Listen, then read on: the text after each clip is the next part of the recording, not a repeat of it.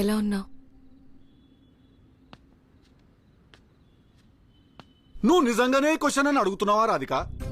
మళ్ళా same ridiculous atrocious question ఇది. ఇంకా మారలేదు కదా నువ్వు. I've missed you. Missed you. నన్ను మిస్ చేసినావా? నన్ను టార్చర్ చేసుడు మిస్ చేసినావా? నిన్నే మిస్ చేశాను.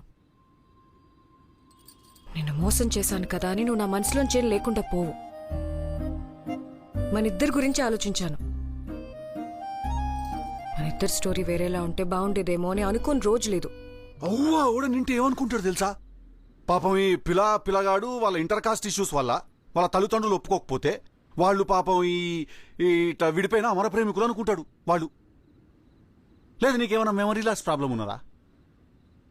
మనమేం అనివార్య కారణాల వల్ల విడిపోలేదు మనం. ఓకే, మనం నువ్వు చేసిన అన్యాయం వల్ల విడిపోయినాము, అది గుర్తు పెట్టుకో. ఓ ఆ స్టోరీ బాగుంటే లైఫ్ బేబీ. నువ్వు ఇట్లా బేబీ అనే పోయినసారి బుట్టలకు దింపినావు నన్ను. Okay baby, calm down. మళ్ళీ యాంగ్జైటీ వస్తుంది. హెల్త్ ఎలా ఉంది? అమ్మ నాన్న ఎలా ఉన్నారు? నువ్వు అడగాల కదా నన్ను. బేసిక్ ఎయిర్ హోస్టెస్లు రిసెప్షనిస్ట్లు అడిగే ఈ హోటల్ మేనేజ్మెంట్ క్వశ్చన్లు అడగ చాలా చిత్రమంటది నాకు. టిల్లు, ఏమిటి? I need to tell you something. Tillu, next month నా ఎంగేజ్మెంట్.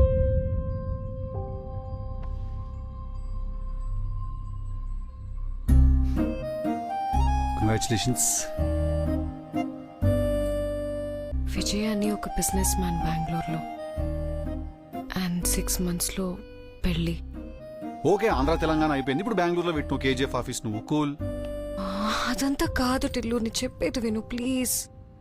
అది చెప్పింది నువ్వు చేయకపోతే మన కేసు మళ్ళీ రీఓపెన్ చేసి మన ఇద్దరిని లోపల పెడుతుంది. ప్లీజ్ టిల్లు, రోడ్డు మీదకి వచ్చేస్తాను నేను. వాడు షేక్ మహబూబ్ గాడు చెడ్డోడే కదా టిల్లు, చంపేయచ్చు కదా వాడిని. ఇట్ట తయారయ్యేవే మీరంతా సీరియల్ కిల్లర్స్ లాగా. ఏ ఊరు మీది? ఎంతమంది దిగిరు మీరు బ్యాచ్? అంటే సంవత్సరానికి ఒకరిని చంపేస్తావా రాధిక? As a hobby.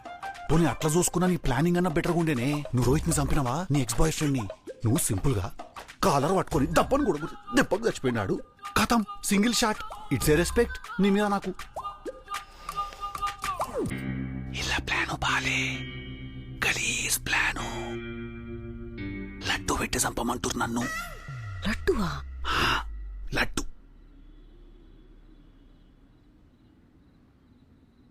ఇలా అంతేమన్నా అంత అర్ధరాత్రి ఐస్ క్రీమ్ మణి కాడ కొట్టుకున్నట్టు ఉంటుంది అంతే. Time waste.